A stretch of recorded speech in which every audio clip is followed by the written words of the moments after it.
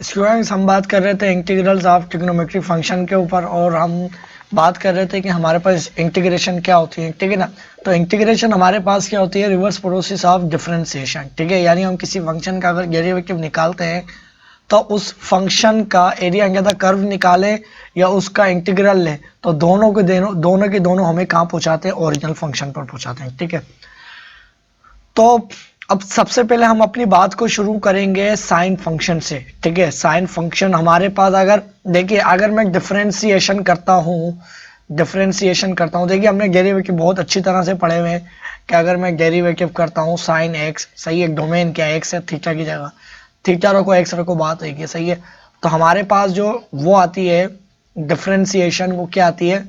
वो हमारे पास आती है कोस एक्स, ऐसा ही है ना, कोस एक्स आती है। तो अब मैंने क्या कहा है कि इंटीग्रेशन हमारे पास क्या है, रिवर्स प्रोसेस ऑफ डेरिवेटिव, यानी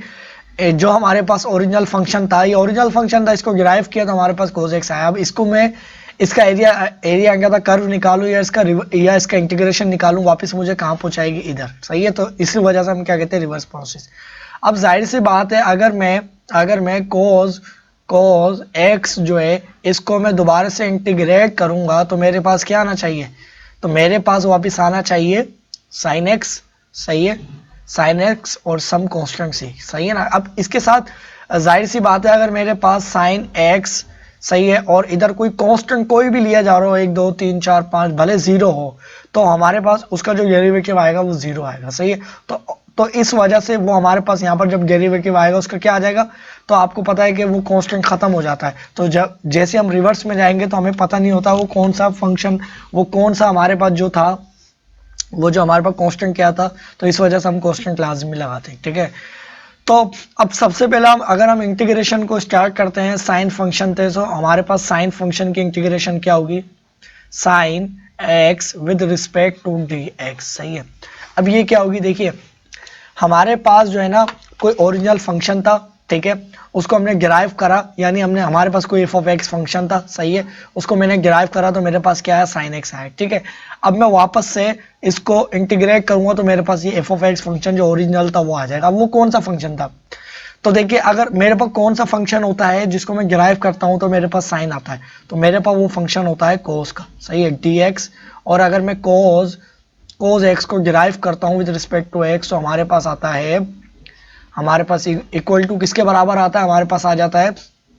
cos x is equal to minus sine x, किसके बराबर आता है, माइनस साइन एक्स आता है, सही है। अब याद रहे कि मेरे पास जो है ना इधर क्या लिखा हुआ है, इधर तो प्लस साइन लिखा हुआ है, सही है। तो अगर मेरे पास इधर माइनस साइन भी होता तो अब इसको मैं डिफरेंशिएट करता, सॉरी इंटीग्रेट करता, तो अब हमारे पास क्या आ जाता, cos x आ जाता और सम कांस्टेंट। अब इधर क्या है, इधर तो हमारे पास प्लस साइन का ले रहे हैं, तो अब मैं cos की किस वैल्यू के लिए मैं इसको डिफरेंशिएट करूं तो मेरे पास माइनस साइन एक्स आए। तो स्टूडेंट्स अगर मेरे पास इधर ये माइनस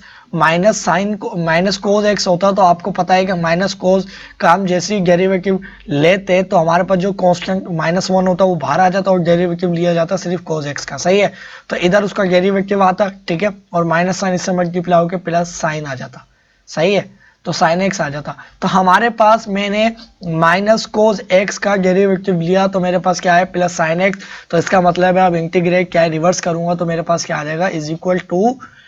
हमारे पास क्या आ जाएगा, माइनस कोस एक्स आ जाएगा, सही है, माइनस कोस एक्स, सही है। इसी तरह से हमारे पास जो है ना सारे फार्मूले हैं वो बिल्कुल इसी तरह से, ठीक है ना। अगर मैं कोस का निकालूंगा तो मेरे पास क्या आ जाएगा, cos x with respect to d x is equal to, हमारे पास क्या आएगा, देखिए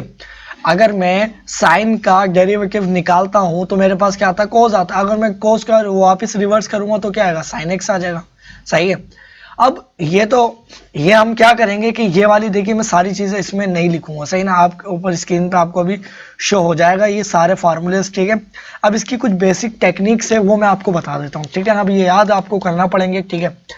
अब जैसे मिसाल के तौर पे इसकी जो डोमेन है, डोमेन जो है ना वो हमारे पास जो है कुछ इस तरह से आ जाए, साइन के ऊपर अप्लाई करता हूँ, फिर आप सारे जो हमारे पास ट्रिग्नोमेट्रिक फंक्शन होंगे सारे, इनवर्स नहीं,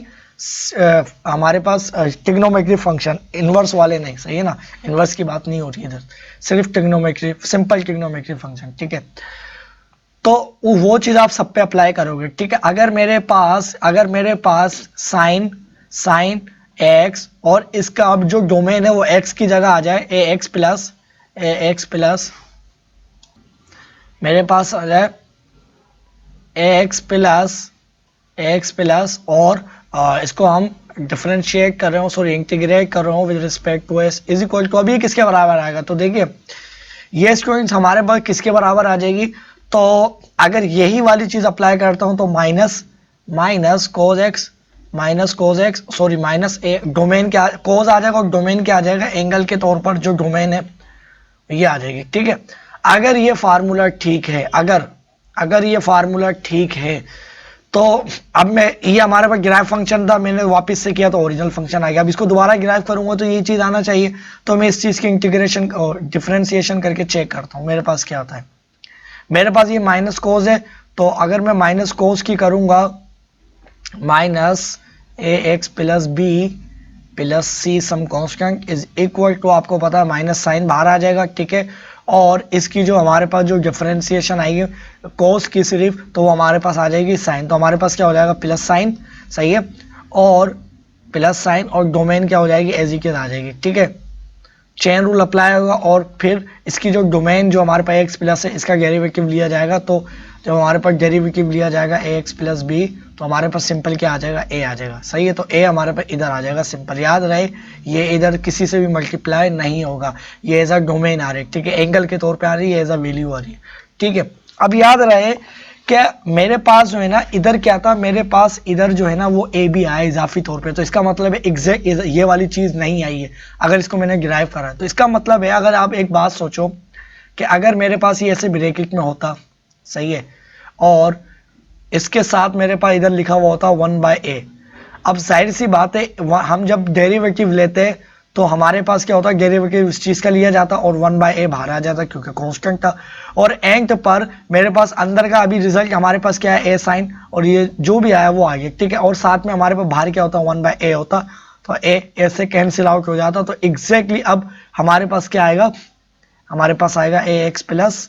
बी, सही है। तो एग्जैक्टली हमारे पास ये चीज आ गई, जो इसका मतलब है कि अगर हमारे पास डोमेन में x के साथ कोई कोफिशिएंट आ जाए, सही है, देखिए कांस्टेंट जो है क्योंकि उसका जब डेरिवेटिव लिया जा रहा होता वो तो जीरो ही आता, तो एनी कांस्टेंट हमारे पास हो, ठीक है, हम काफी दफा ये चीजें पढ़ते हमारे, तो अगर उसके साथ जो कोफिशिएंट आता है तो वो कोफिशिएंट आप उससे डिवाइड भी करवाओगे, किस तरह से, वो हमारे पास आ जाएगा 1/a, ठीक है, और हमारे पास क्या आ जाएगा minus cos X sorry minus cos A x plus B, सही है। तो ये हमारे पास इस तरह से आ जाएगा, ठीक है। अब इसके अंदर एक और चीज है, देखिए इसके अंदर एक और ये चीज के काफी दफा आप कंफ्यूज हो जाते हैं कि आप सोच रहे हो यार अगर हमारे पास ऐसा आ जाए कि साइन ए एक्स आ जाए सिंपल, अब इसका जो होगा वो क्या होगा, तो यहां तक तो बात ठीक है, माइनस कोज एक्स और माइनस कोज ए एक्स, सही है, और आगे क्या होगा, तो देखिए ये वाली चीज और ये वाली चीज सेम है, देखिए किस तरह से सेम है, इधर हमारे पास ए एक्स लिखा हुआ है, मिसाल के तौर पे मैं कोई जनरल आपको एक केस लेके बताता हूं, हमारे पास इधर लिखा हुआ है साइन और मेरे पास लिखा हुआ है 7x, सही है। अब आप बोलोगे ये किसके बराबर होगा, तो देखिए इधर तो एग्जैक्टली हमारे पास a भी आ रहा है और x भी आ रहा है, देखिए x आएगा तो सिंपल यही वाली चीज बनेगी, सही है। अब इसके साथ कुछ हमारे पास क्या आ रहा है, कांस्टेंट भी आ रहा है, ठीक है। तो अब हमारे पास क्या होगा, तो देखिए हमारे पास क्या होगा, इसके साथ अगर आप गौर करो तो इसके साथ b भी मौजूद है, मगर वो b क्या है, जीरो है, सही है। तो b क्या है, वो जीरो है, तो आप इसको ऐसा मानोगे कि b जीरो है, तो आपके पास क्या आ जाएगा 1/7, एक डिवाइड होगा, उसके बाद माइनस कोस और क्या आ जाएगा 7x प्लस, और जीरो इसमें एक होगा, तो आपके पास सिर्फ यही वैल्यू आ जाएगी डोमेन के तौर पे, सिंपल, ठीक है। अच्छा अगर आपके पास कुछ इस तरह से हो जाए, आपके पास लिखा हुआ हो इंटीग्रल और लिखा हुआ हो साइन और x के साथ कोई भी आपके पास वैल्यू हो रही हो, बल्कि 5 इधर लिखे हुआ, अब ये क्या लिखा हुआ है, तो इसके साथ अगर आप देखो तो इसके साथ कोफिशिएंट a लिखा हुआ है जो कि नजर नहीं आ रहा है, ठीक है ना, वो a क्या है इस वक्त है 1 है, सही है। तो अब जाहिर सी बात है हमारे पास क्या होगा, हमारे पास 1/a, अब a क्या है हमारे पास 1 ही है, सही है, और हमारे पास क्या है माइनस कोज एक्स, ठीक है, प्लस 5। सिंपल ये वैल्यू आ गई आपके पास, ठीक है, ये तक डोमेन आ रही। तो अब जब सिंपल x होता है तो वो हम इसलिए नहीं लिखते क्योंकि उसका जो हमारे पास जो जिससे वो उसका जो कोफिशिएंट होता है वो 1 ही होता है, तो 1 से कुछ भी चीज डिवाइड करो तो कोई फर्क नहीं पड़ता है, ठीक है। तो देखिए अब आप ये वाली जो चीज है हर एक ट्रिग्नोमेट्रिक फंक्शन के ऊपर अप्लाई करोगे, ठीक है। तो अगर मैं यहाँ पर लिख देता हूँ, ऐसा करता हूँ, मैं सारे फंक्शन लिख देता हूँ, ठीक है। बल्कि स्टूडेंट्स आपके पास जो है ना स्क्रीन पे सारे के सारे ये आ गए होंगे, ठीक है। और याद रहे आपको सिर्फ ट्रिग्नोमेट्रिक फंक्शन के अंदर ये चीज अप्लाई करनी है, ठीक है। तो देखिए आपको जो बात है क्लियर हो गई होगी, ठीक है ना। अब हम क्या करते हैं कि नेक्स्ट लेक्चर के अंदर इससे लेके कुछ क्वेश्चन सॉल्व करते हैं, ठीक है, फिर उसके अगले टॉपिक के ऊपर बात करेंगे।